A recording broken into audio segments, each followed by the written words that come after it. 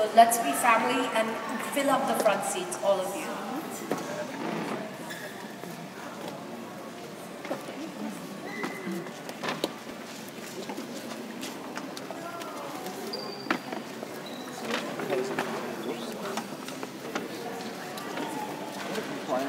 Can you see over my head? Yeah.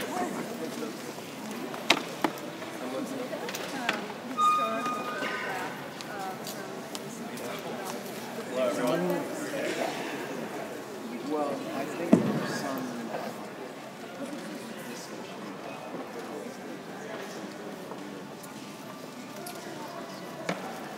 First off, thanks to Jay Shree and Queens Museum and the rest of the team for having me at this event.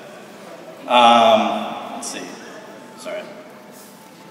To start off, I'm going to give you a quick summary of my upbringing so you have a better understanding of my practice, and then show you a couple pieces and projects.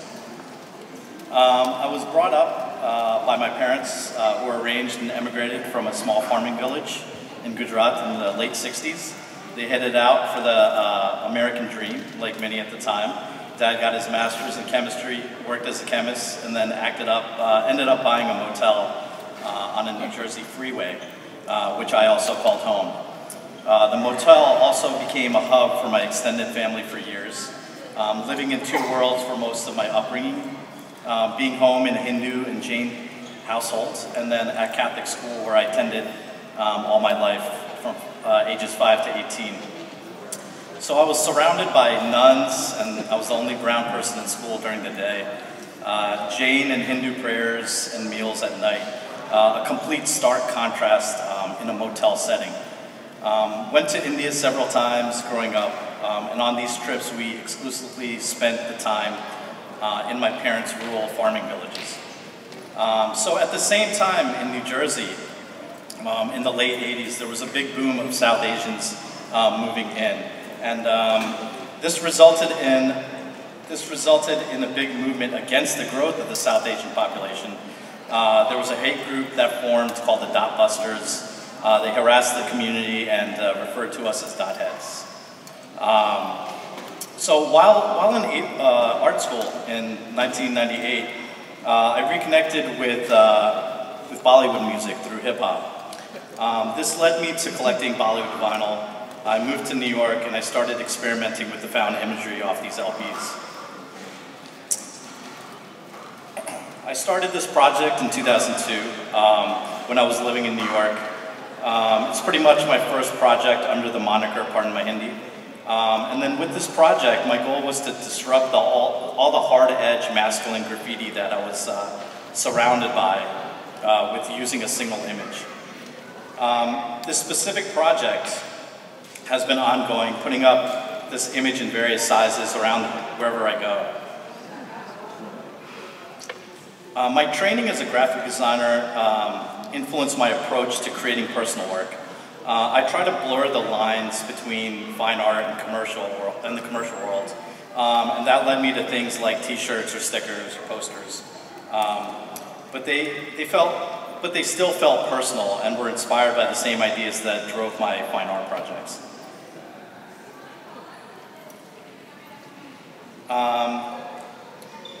To me, my practice, I try to incorporate different approaches rather than a set style or aesthetic. I also experiment with a number of mediums, including printmaking, collage, photography, assemblage. This is a picture of my studio in San Francisco. Collecting ephemera is, from various times and environments, is a key part of my process. I then build upon a theme which primarily relates to identity, history, or pop culture.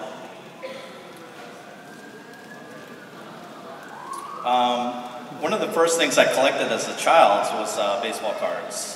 For this series, which I started in 2014, I used my collection from when I was a child, and with the series I'm drawing from how one voice, even though it was ridiculously wrong, could make such an impact in how history is told. Juxtaposing the baseball marketing material with Indian imagery and people. Experimenting with the concept through,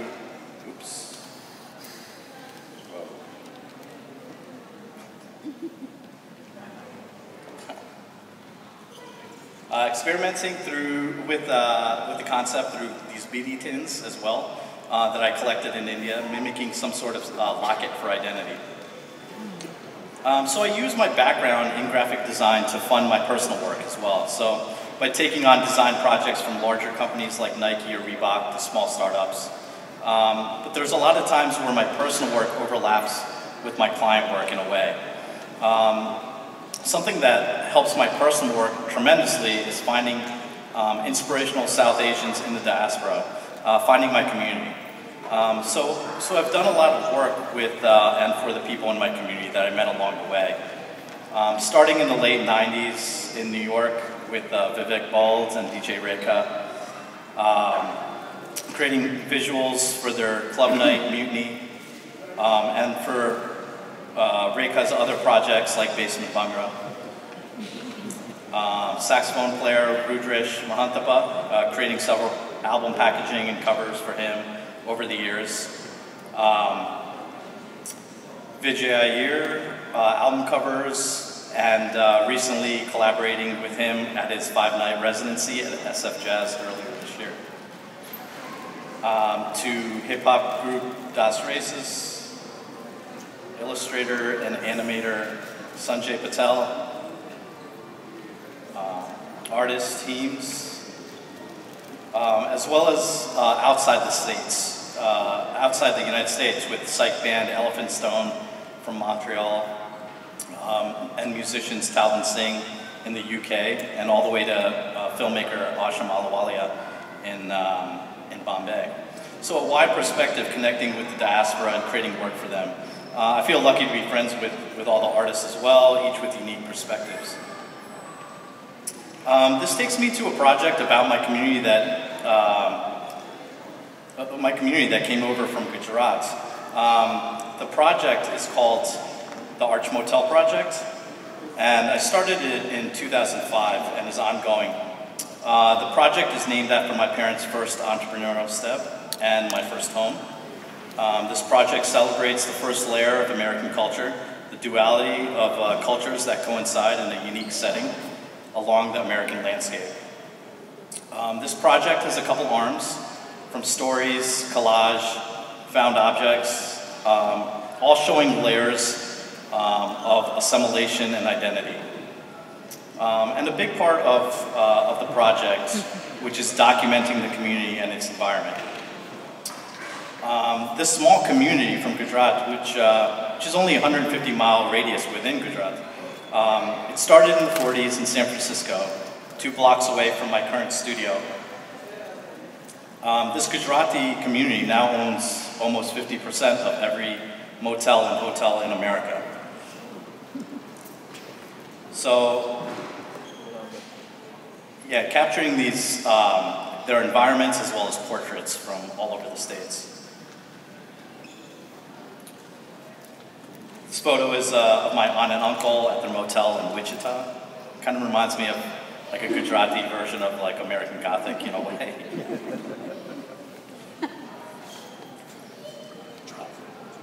Okay. And in this photo, you see a Hindu shrine under the front desk, out of view from the customers, but right above the crucifix to ensure the customer that everything was going to be all right. So. And then here's a shot, a newer shot that's from the contact sheet. So, showing Baba being dried outside of a family's motel parking lot in Central Valley. Okay, so another project that I started with collecting ephemera was in 2007. When I moved to San Francisco, I began to collect Western grassroots level meditation and yoga ephemera. Starting from the 60s. And I was interested in how it was getting branded in this new direction. I wasn't sure what I was going to be doing with what I was collecting, but 5 years after I started, I created a project called #WhitePeopleDoingYoga. And showed this installation at a couple institutions. The project talks about commodification and commercialization of a culture.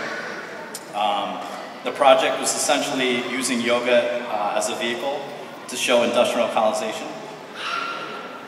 I brought the conversation into different forms as well. One example is bringing it into the streets using newspaper vending machines across the city. So going back to another series I created, this one is called the series is called Whitewash, which has been ongoing as well, using local film ads that I collected in Bangalore in 2009, subduing the vibrancy of the posters by various techniques, including collaging and screen printing, only using white paint, creating new layers of information that represent different forms of whitewashing in our culture, from obvious marketing material to abstract theories like cartography. The pieces also mimic urban advertisements, which can be found layered on top of each other. Over time, this makes it harder to decipher the actual content, resembling history. So again, I'm always collecting ephemera from various times and environments. It's a huge part of my process, and either repurposing them or putting a perspective on them itself, placing it in a context that reflects my American experience. So my practice started with a single image and an idea, but it's also a project that has evolved to include pieces that straddle the line between commercial and fine art, as well as personal documentary. As this idea has grown, it's included parts of pop culture, graphic design, assemblage, and photography to continually examine heritage, community, identity, and culture as inspiration.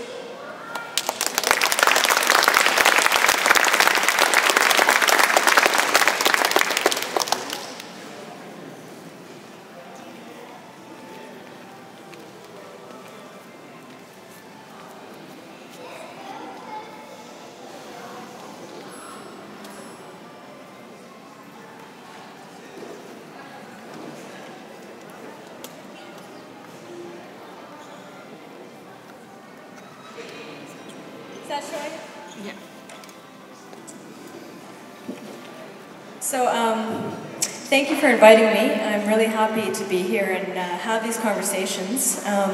Before I get into the paper that I prepared, I just want to sort of note that some of you may understand my work to be more graphic design, but there's sort of a transition taking place in my work, a shifting away from graphic design, although the art that I do produce often has a very graphic feel to it, and I think sometimes people really mistake that for graphic design. In addition, I do commercial work as a graphic designer, so there's so my talk sort of straddles both of these. So my name is Meera Sethi. I'm one of the panelists here from Canada, from Toronto. I'm a multidisciplinary, increasingly transdisciplinary artist living and working in Toronto. I feel fortunate to be here, having a chance to step back, reflect, and dialogue about where our individual and collective practices are at. There have been several mentions of Desh Pradesh over this weekend, and I want to speak on to that for a minute. I was at the last two Desh Pradesh festivals and worked for a period of time as a liaison between Desh Pradesh and SAVAC, which is a South Asian visual arts collective in Toronto.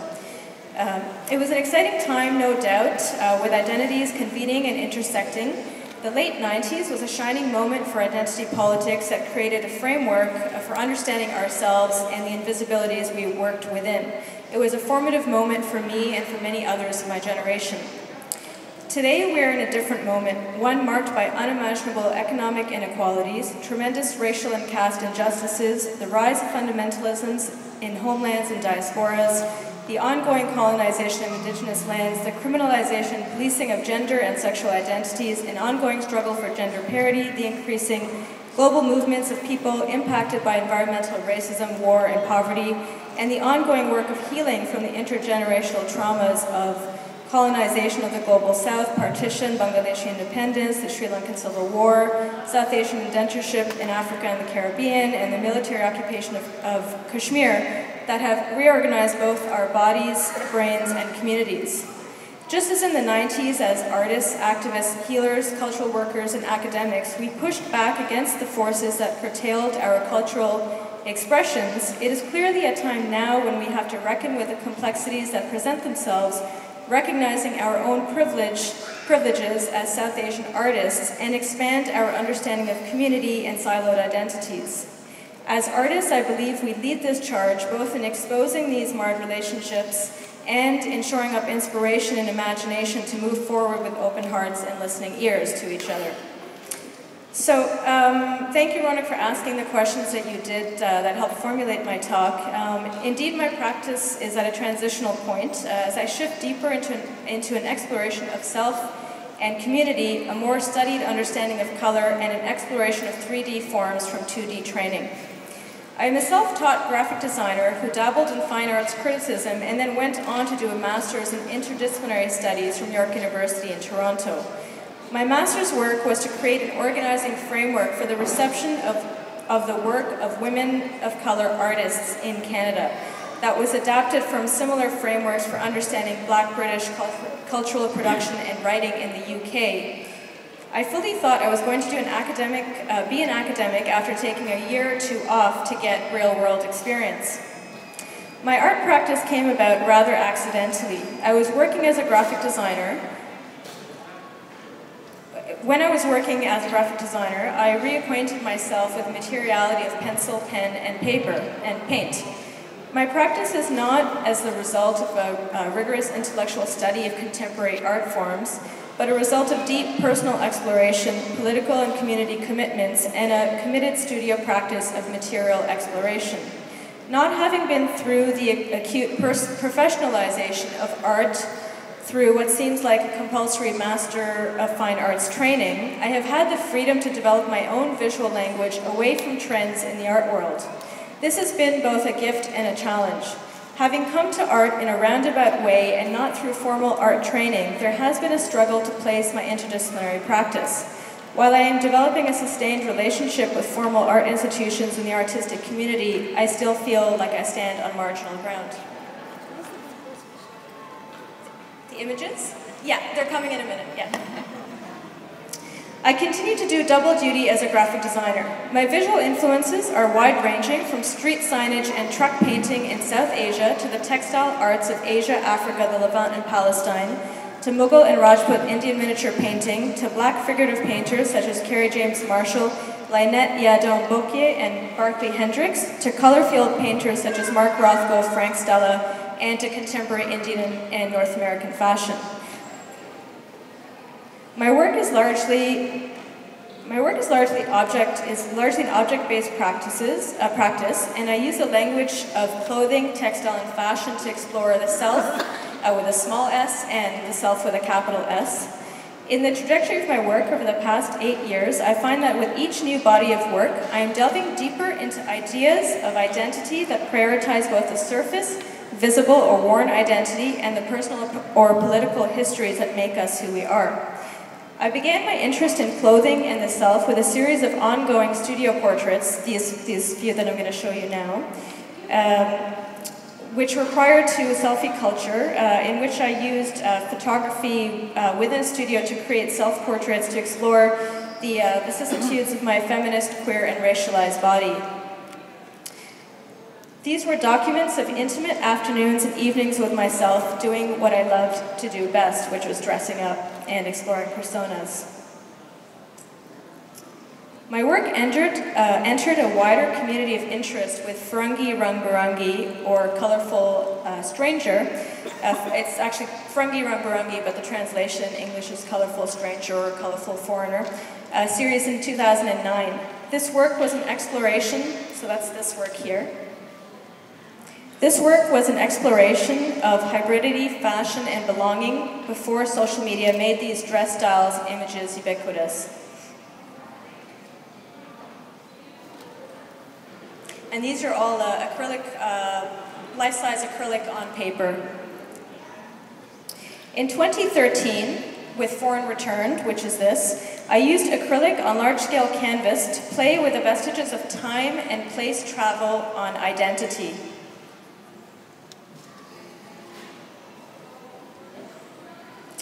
And more recently, last year, with Upping the Auntie, a series of paintings a coloring book, and street-style photographs of aunties in India and Canada, and received submissions from different parts of the world as well. I delved into conversations of the aging, gendered, and racialized body as a site of fashion, something we often think is very unfashionable, and sort of turning that on its head and questioning why we think what we think is fashion, why we think that is fashion, and celebrating our sort of intergenerational connections. And these are also, great. And these are also life-size portraits on canvas. So it's hard to tell the scale in a slide image, but most of my work is fairly large. And when it gets reproduced, it's reproduced as small images. And I think the quality of the painting, the quality of the paint, and the style in which I paint really does suggest a graphic or an illustrative quality. In Unstitched, so in Unstitched, I don't have an image of this. In Unstitched, the Sari Project, which is a multi-year social practice project that began in 2016, I'm circulating a single sari across the world among 108 South Asians to ask questions about perceived connectedness and commonalities. My work always begins with my own life as a starting point and extrapolates from there. Growing up, I consistently used clothing to navigate my nebulous relationship to self. Clothing carried with it the possibility of being loved, accepted, and understood. My work carries a strong emotive and expressive quality that I believe draws others in to strengthen their own sense of being in this world, to inspire them. My work works as a healer for myself. It is a desire that it functions this way in the world as well. As humans and South Asians, we carry with us complex, traumatized, and fractured histories that long to be seen and integrated. Sometimes we need to be challenged, and sometimes we need to be celebrated. Increasingly, my practice is edging from 2D to 3D forms, playing with and testing the flat surface and crisscrossing between disciplinary boundaries of painting, craft, sculpture, and fashion. I'm actively working on 2 new series, Outerwear, which is this one, and Begum. Outerwear is a textile sculptural installation series that takes found winter coats and plays with the binaries of inside, outside, public, private, and here, there, to suggest histories that are othered either by migrated diasporic selves or by the limits of society.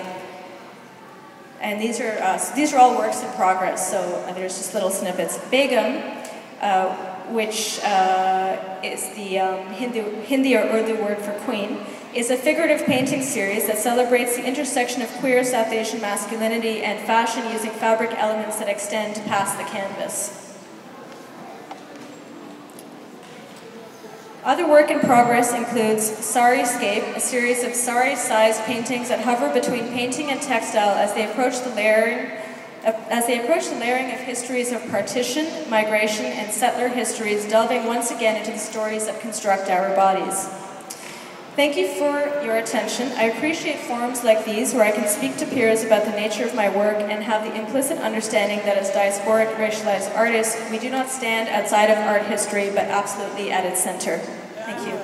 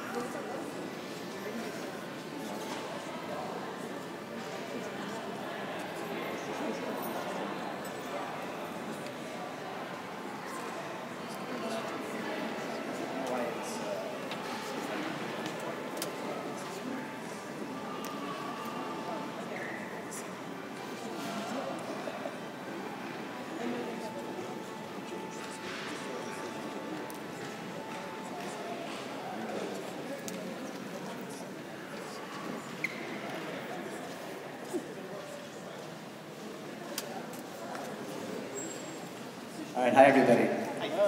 Again, it's great to be here, and it's also wonderful after listening to my colleagues how many things we have in common in terms of working both commercially and straddling both the world of graphic design and also how to reconcile that with one's South Asianness and background and how those all sort of come together in our work. So that brings me back to 1993. I graduated from college and went down to the LGBT Center to find out what sort of organizations one could get involved in as sort of a young gay South Asian who really didn't know any other gay South Asians. So at that point, I connected with SALGA, the South Asian Lesbian and Gay Association. And that was a really transformative moment when I called the voicemail line. This was pre-internet, and Haresh Andwani picked up the phone, and I said, is this really a group? And he said, yeah, come to our meetings. And we went. And from there began an incredible journey of building both relationships with friends, chosen family, and many years of activism that continues. So while doing various jobs in publishing and hustling to get by in the city, our sort of after-hours world was very much being involved in SALGA and helping to build a South Asian queer identity in New York and really harnessing all the talent and all of the energies there. So I'd been asked to do the logo for SALGA, and at that point, I'm thinking a lot about technology and how the speed at which we develop material now has changed and how we really produce work. So at this point, it was very much about working by hand, using my own hands to sort of scan and create this graphic form. But to me, it speaks a lot about sort of the individual pieces that create a stronger whole. And when we went on to create various flyers and posters and organizing materials, doing late nights, putting newsletters together, and again, pre-email, we'd all get together, have dinner at someone's place, fold all the newsletters, mail them out to get people to come to these various meetings and events. And in the early 90s, I think the LGBT Asian American communities were really carving out an identity within the broader within the broader LGBT communities. And so, marching in the parades and really having a strong presence was very important. And so this first banner that I made, what really struck me was the first company that I asked to produce this banner actually refused because they just found it so offensive that we could even exist. So I think that it really says a lot about where we are at this point. But this banner got a lot of wear and tear. I don't know how we settled on this Pepto pink color for it, but at the time we just thought it was, very much on trend. Again, this is the 90s where dusty rose was the color of choice. And we'll move on. So yeah, at that time, within SALGA, there was also a network of other organizations doing some incredible work, the Committee Against Anti-Asian Violence, Asian Pacific Islander Coalition on HIV and AIDS, and other groups really looking at forming coalitions within Asian American queer communities and communities of color. And so one of the groups that formed out of that was through APACHA. It's SLAP, Sexually Liberated Arts Activist Asian People. And it was a great collective of writers and artists all coming together to talk about their experience being queer and Asian in the context of a, often white, racist, gay culture. And one of the things that my very good friend Javed talked about in some of the work that we were doing is that when it comes to sort of negotiating safer sex and these power dynamics, a lot of it isn't about knowing what to do and how to negotiate those spaces. It's about power. Where do you stand with this potential partner, with someone else?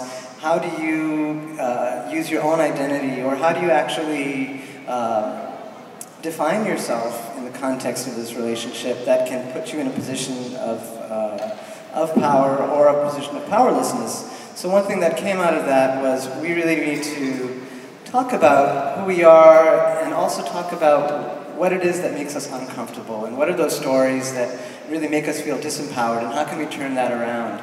So from those personal anecdotes and experiences, we came up with this postcard series where people would talk about their personal experiences, and we turned them into comic book style narratives, and those went out as a postcard series. So these are some of these postcards we produced.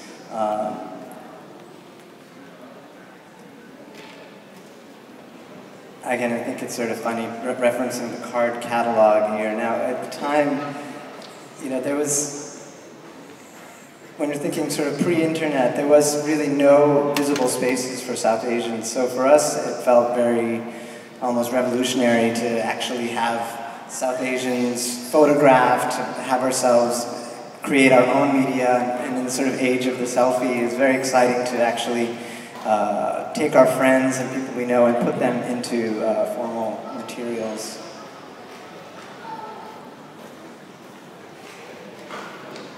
And fast forward to 2001. So, of course, 9/11 happened. A lot of other fallout from 9/11 put folks in a further marginalized and unsafe environment. But through that, I was very impressed that so many organizations and activist groups and artists were really carving out a space for themselves and really defining who we are in that context. So in some ways, it really energized a lot of artistic communities. So that led to a lot of great collaborations with various artists and theater groups. This was a poster designed for Desi Pina, which is the series called 7-Eleven. It's 7 11-minute plays that take place in a 7-Eleven. And this is working with Kay Shalini, director on sci-fi film related to water rights with Nandita Das. Working with dance companies, including Nayakas. So, you know, it was a really creative time, and through that, and a lot of the work that we were doing, several friends got together and we said, you know what, let's actually create our own fun land, a space where we can be ourselves, really celebrate who we are as queer South Asians, and also, you know, at this time where South Asians, Muslims in general, were not only feeling marginalized, but also basically invisible within particularly the gay community. So Rajesh Parvatkar, Ashu Rai, and myself formed this event, multidisciplinary event company called Sholay Productions. And a big part of it was using language, the sort of common language we had, and our own references to Bollywood and pop culture, and looking at that through a queer eye. So we developed these various events, monthly parties, and of course it's called Sholay after the Amitabh and Dharmendra film, and I think that pretty much speaks to what we're about. We looked at sort of Bollywood, which is often thought of as being very, you know, very heteronormative, you know, sexist in its own way, and we said, you know what, we see a different narrative here. Let's talk about the narrative that we see and put that out there and build that together. So from that we formed the parties, Desilicious, and you know, the idea behind Desilicious is also, as especially as a gay man in New York, there were all of these rags that would go out every week. Next Magazine, HX, featuring lots of beautiful, buff, mainly white men. And we wanted to have a space that was about being sexy and South Asian. So from that, we really built an incredible community. And it was, the parties continue, it's been 15 years now. And it is an exuberant, celebratory space. And from that, what's sort of interesting is there's so many satellite networks that have formed from there. And a lot of them exist largely on social media, but what I think is important is this physical space where people can interact and get together and really be themselves. And of course, to get the word out, again, this is late nights, on the fly, developing flyers that in some ways were a marriage of the gay rags that we would be looking at, and looking at Bollywood and how do you sort of fuse those. So we're pulling together these sort of very slick rags and combining that with popular Bollywood culture. So a lot of it was satirizing, a lot of it was also taking the idea of camp and putting it into a queer context, and a lot of tongue-in-cheek fun. And I think a lot of it is also just about trying to look at Bollywood not just as a device that's perpetuating stereotypes. We wanted to take it and turn it on its head. And at the same time, we had, of course, a lot of the political rhetoric around this is pre-invasion of Iraq and the axis of evil and all kinds of rhetoric happening. And we wanted to respond to that. So we partnered with the Gay and Lesbian Arab Society and started organizing some dance parties around, this was 2003, I think. I'll be quicker. So anyway, we'll keep going. But part of the idea was to, what I wanted to show here is also one of our artists, Anmol. Again, the photo shoots would be with friends, family, Amir, my partner, and some of these friends, you know, Amol sort of butching it up in this last image, and here he's looking beautiful in Peshwas. So the same community of friends became a cast of characters of sorts in our materials. And what I also find interesting is that through a lot of social media now, there's a whole separate language that we're developing that kind of comes from both gay culture and South Asian culture, Hindi and Urdu mixing with gay references. And so we also in our visuals play around a lot with that language. So this is some of the visuals we developed from the parties that sort of play with masculinity, femininity, and also just all of the chatter online, the high highs, the high Allah, the oof, and just trying to put it together visually. So quickly just getting to a little bit of professional work. While all this is happening, one is maintaining the one's career in terms of building brands, and so I did a lot of work with the Metropolitan Museum, the Aga Khan Museum. And what I found was interesting is a lot of my activist work would inform my professional work, particularly around working with pattern, working in a very graphic media, and trying to make my work always accessible. And I'll just wrap up real quick. Patterns, this is what keeps me sane, working on pattern work, which actually translated into a book down the line. And just very quickly, a lot of the professional work one does is involve so many stakeholders, a lot of decisions are made, the time frame can be 2 to 3 years to do a brand launch. And what I find incredible now is that through social media, as a graphic designer, as an artist, one can respond very immediately to current events and what's happening. So I'm enjoying very much right now the ability to take something, say, as the death of David Bowie, and create a moment that, for myself, is a way of really understanding and healing. So we're using that as a medium to express that.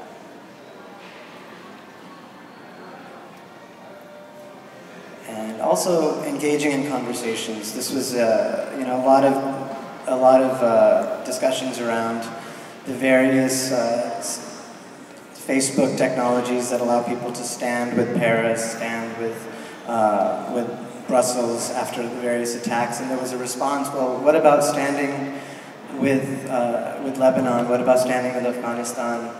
So I wanted to kind of talk a little bit about the absurdity of it all, that we should use a flag as a symbol to show where our loyalties are and where we stand. So I started working on these flag mashups.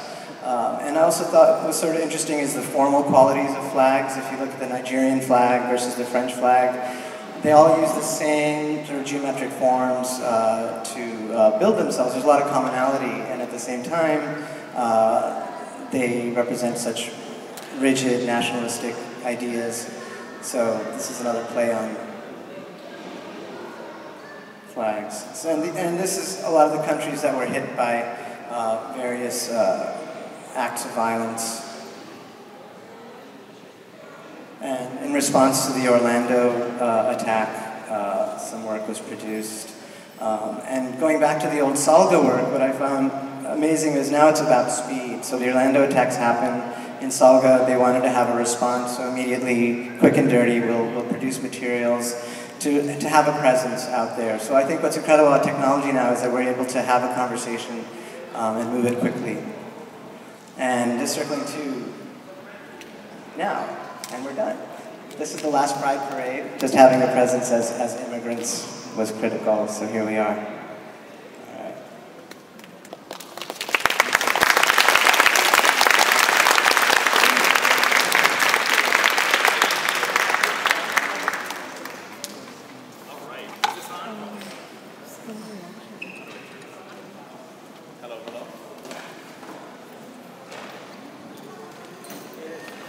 Hello. Oh my gosh. I was loath to cut Atif off because I was luxuriating in all of those images and am quite a fanboy. I think of all three of your projects, there's a lot of really interesting connective tissue. So let me just say a little bit about what I heard, and then we'll open up into a question and get to luxuriate maybe into more images and hear from all of you. So the first thing, of course, was the question of the historical conjuncture, the one that we're in now, and what kind of work is produced in this contemporary moment, and how, as results of different digital technologies, Instagram, the kind of immediate insta gratification that you're talking about, Atif, the kind of visual form has changed compared to the 90s in what was a period of a very analog pre-internet period. What's interesting about the 90s, of course, also, Miri mentioned Toronto, Desh Pradesh, that moment was this efflorescence of South Asian diasporic expressive culture, both in Toronto and in New York, and I think a lot of, for the generation collectively on the panel, that was a really important moment as young people, cutting your teeth, building your jobs, building your work life, but also building a kind of intellectual, creative, and political collective. And, so I want to think about historical conjunctures of the 90s versus today and how things have shifted. Another thing I noted that everybody kept talking about was ephemera, right? So Turab, you mentioned, all of these, and in fact, Atif, you've given me a bunch of postcards from Salga and Cholet, and some of these images actually are yours, Chirag, and I didn't realize that because, of course, they don't say your name on them. And so ephemera, if we think about ephemera as something that's fleeting, that we're trying to hold on to as a form of kind of documentary practice, it's interesting to note that ephemera is a through line for all of you, especially in the pre-internet time, when holding onto a postcard that has your friend's picture on it, right? A photograph of your friend. That's amazing. And I remember, Atif, as a wee 19-year-old coming to you and you giving me a slice of your archive of Cholet and seeing these images of people that I knew on those postcards and the kind of revelatory nature of that, right? The sensuousness, the pleasure that is induced from seeing those images. And so I'm curious how ephemera has changed now that we have the internets, right? And that there's a different documentary practice, and so everything that goes on Instagram sort of stays somewhere on Instagram or in any of these other social media apps. And so there's something that's changed also about how we're preserving and archiving visual material. So that's something I see as a through line. A third thing that I thought was interesting is that for all of you, there's this tension between commercial work, and you're all incredibly talented graphic designers in your own individual practices, and then the space of personal exploration or the kind of political and collaborative work that you're doing that speaks to some of these other questions that Mira, that you brought up in particular. So that tension between, you know, commercial work as a graphic designer and then the space that brings us all here collectively to think about South Asian diasporic expressive culture and the role that graphic design plays there as well.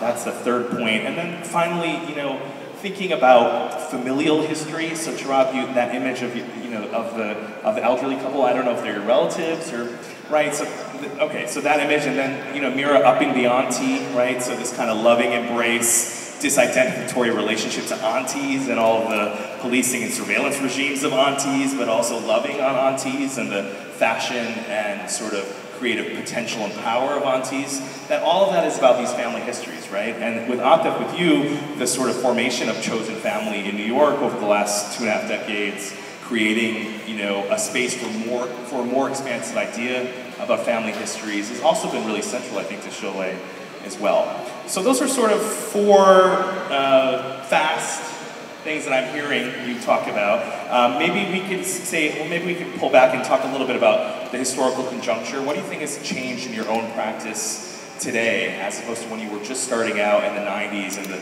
kind of political moment that you know, formed you and the people around you? You want to say a little bit about that? So I think those should all be just talking to it. Yeah, what I think is exciting now is that when we were working just in a print environment, there was just one touch point, and now you've got a multiplicity of touch points. So, and that's exciting and challenging. So when you're developing any kind of either a brand or a movement, it has to hit all of those notes. And so the other thing I find interesting about Ephemera is when I look at sort of Facebook posts and the things that we're immediately developing for Instagram, Facebook, it's sort of like virtual ephemera, and that yes, it'll always be there, but in some ways it's there and then it kind of disappears, and maybe someone will come back and... Unless you're cyber stalking somebody. Exactly, yeah. So I think it's a really exciting time to be able to work across media. Yeah, I think yeah, it's exciting to see like the ephemera online, get it really quick, you know, while doing research. But it's also, I'm still a fan of collecting the solid object.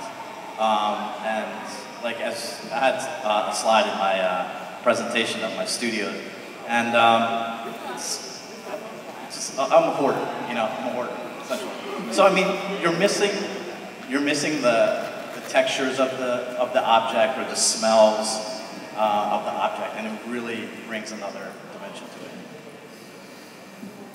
it. And one thing I thought was interesting when you were sharing the postcards you did for They See Licious and that logo you did, it reminded me of my sort of parallel life as a graphic designer in the early 2000s, I guess, where I designed the logo for the Alliance for South Asian AIDS Prevention that they're still using, and for about a period of 2 years or so I did the monthly postcards as well for Beishurm, which is the They See Licious equivalent in Toronto. And about the question of ephemera, I mean, I'm sure we all collect, all 3 of us here collect, have an archive of graphic design over the years. But with some of my images, because I, you know, have shifted, aside from my commercial work, I've shifted sort of into work that's not necessarily graphic design, but sometimes the life of it, you don't really know how that image is going to circulate. So if I do a large painting, but that painting really speaks to, you know, a particular audience, it gets circulated in ways that I don't expect, and it fills a need, a particular need. So I think it's really interesting that we don't have, you know, control over how our images will get absorbed and incorporated into people's lives. Yeah, there's the question about the reception, right, about the massive circulation. But I think also, Mira, what you're noting is that there are these connective tissues between various cities that we're inhabiting. So the fact that there's so much resonance between what's happening in Toronto and New York at a particular moment, and that these HIV/AIDS service provider organizations were using the talent of cultural producers to circulate their work, that's really interesting. And the same is true in the Bay Area even today. So thinking about San Francisco, New York, and Toronto as a constellation, part of the South Asian diasporic galaxy, if you will, and that this kind of work is happening simultaneously is really interesting. You mentioned the question about being a hoarder. He came out as a hoarder on the panel. And the idea of collection, I think, is really interesting. This materiality of it, the smell of it, that we're losing a lot of that when everything is just being digitally reproduced and circulating. It's not the same to have a lot of JPEGs and folders of JPEGs on your computer, right? So for those of us who all have underground archives, who are all collectors in a sense, I have to say, Atif, from 2004, you gave me all those postcards. I still have them. I've moved probably 18 times, and I still hold on to that because it was a very formative moment in my own intellectual and political formation, right? So I'm curious to hear a little bit, and maybe I'll open it up to Q&A since we have such limited time. We have 15 minutes. If other folks have questions for our panelists. Anybody questions? Yes. Wait, 1 second. Let's see. Yes. Auntie Vajasam. Hello. Hi. I love you all. I do want to ask, and Ronak, you're part of this question too, but this triangulation of the Bay Area, New York, and Toronto. Chicago too. But what are the other geographies of cosmopolitan, queer, South Asian cultural production, and how, because I'm sure you've been involved, you've been traveling, you've been looking elsewhere. What are the other geographies that inform your work? Excellent, very important. You want to respond?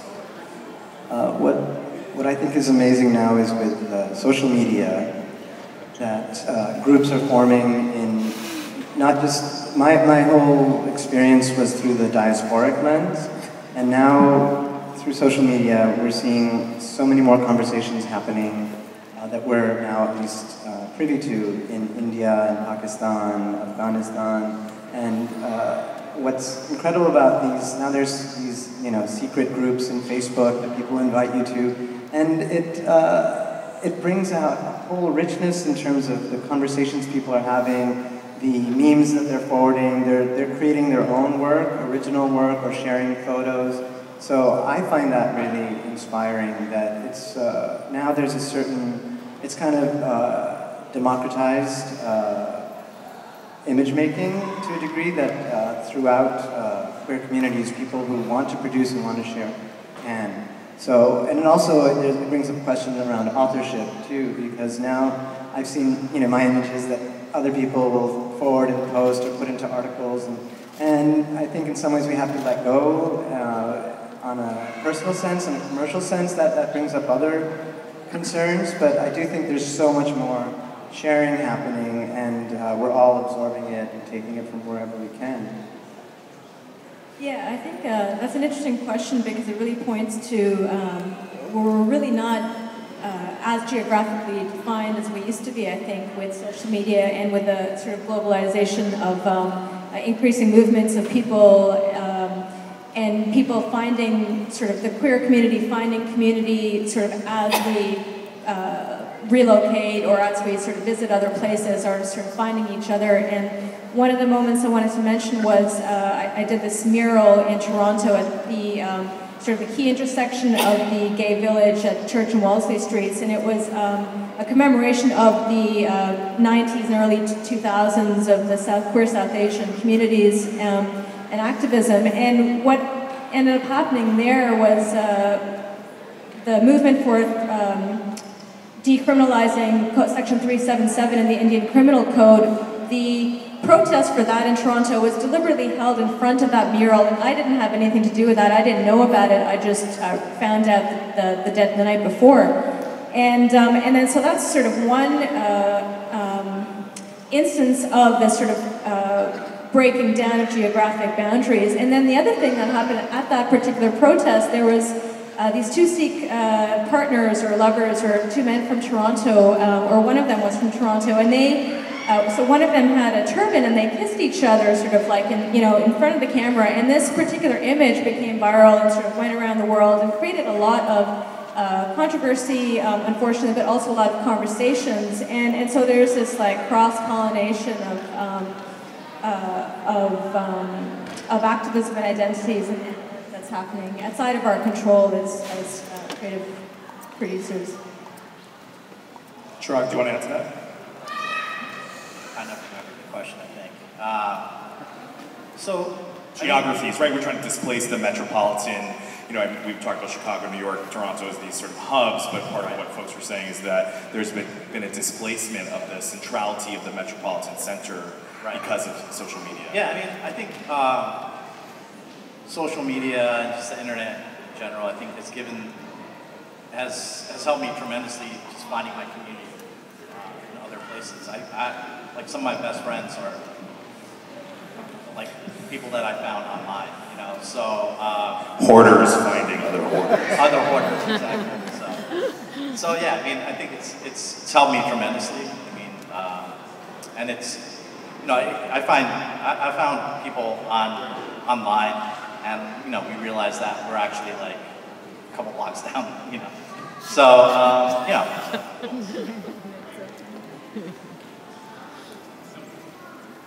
Hello.